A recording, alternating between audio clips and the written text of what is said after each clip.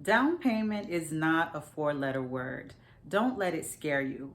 As a matter of fact, it is your greatest asset because the larger the sum, the more of your home you actually own at closing, since the loan that you borrowed from the bank represents what the bank owns of your home. So, down payment. I wouldn't suggest you go into a deep dive searching for your dream home until you have this together.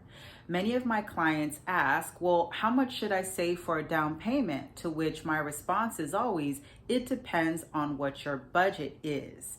To determine what that is, let's be methodical and work backwards. You first need to determine how much you want to spend on this acquisition.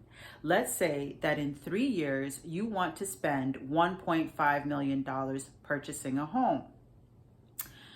Oftentimes, first-time home buyers can secure a mortgage at 3.5% down, or qualified home buyers can do so.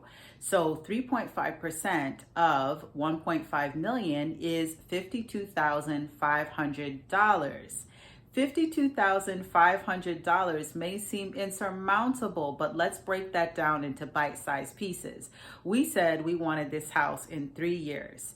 52,500 divided by 3 is $17,500. That's how much you would need a year. Let's break that down even further by 52 so that we can determine how much we need a week. That number comes out to $336 a week, or $48 a day. $48 a day in New York City may be as simple as cutting down on spending.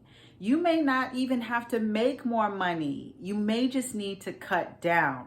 So here are 5 tips on how to arrive towards that end. Number 1, spending freeze. Print out your bank statements from the last 2 months and highlight everything that is not a necessity. So a necessity would be utilities, credit card, car note, rent, groceries, gas. Everything else is a non-necessity.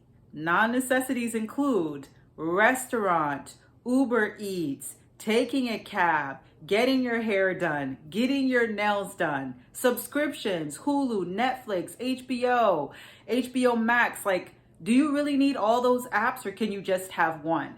So all the things that you've highlighted that is a non-necessity, you'll have to eliminate them. And there are so many things that you could do yourself. Instead of Uber Eats, cook food. If you like the company of friends and food, have dinner parties. Do your own nails, do your own hair. Do you really need to take a cab, or can you take public transportation? So you'll just have to work on this for a while and eliminate those things. Number 2, make a budget and treat your down payment like a bill. So after all the necessities that we just mentioned have been accounted for and allotted for, any excess money should go towards paying your down payment bill. You can even open up a separate account for all these monies to go into. So now here's a little hack, a little silver lining in the cloud, is that if you're able, in this case, to manage the $336 a week you need for your down payment bill, you can create what I've called a funvelope. Inside this funvelope is a monthly budgeted amount of money you can save for a fun time. But I don't want you to get carried away with the funvelope. Just because you're doing well with the $336 a week doesn't mean you can start stuffing the funvelope. What you need to do is just stick to your budgeted amount for the funvelope, and any excess money should continue going towards paying your down payment bill. And one of 2 things is going to happen. You're going to have a larger down payment at closing, which is always great, or you'll be able to accelerate the speed with which it takes for you to save the money for your down payment and purchase sooner. Number 3, adjust your tax withholdings. So if you're always getting a nice tax return, you may want to consult with a tax professional and HR to see if you can have less of that money taken out of your checks so you can benefit from it now versus later. So if your tax return is like $3K, that's $250 a month that you could pocket instead of loaning the government interest-free money. But I would also say give yourself a cushion. So if it averages out to about $250 a month, I would say withhold about $50 and then pocket $200. Number 4, sell your stuff. All this stuff that you have not used for the last 2 years, be they golf clubs, roller skates, a camping tent, who knows all the stuff it is that we have.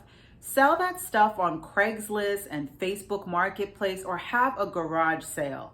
This has a twofold benefit. The first is obviously that you will have some money to put towards your down payment bill. And the second is you are in the process of decluttering so that you can get ready to move into your dream home. Number 5, put in some extra hours. Let's say that you have 5 extra hours in the week. That's 2.5 hours that you could spend twice a week working overtime. And now with all these different service apps between your Uber Eats, your DoorDashes, dog walking, tutoring, you can get creative. If you have 5 extra hours in a week, you can spend them making some extra money.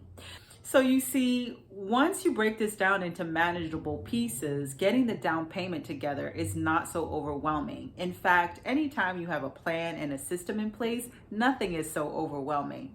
So if you need help putting this together, give me a call, reach out, and I can help you put together your home buying plan.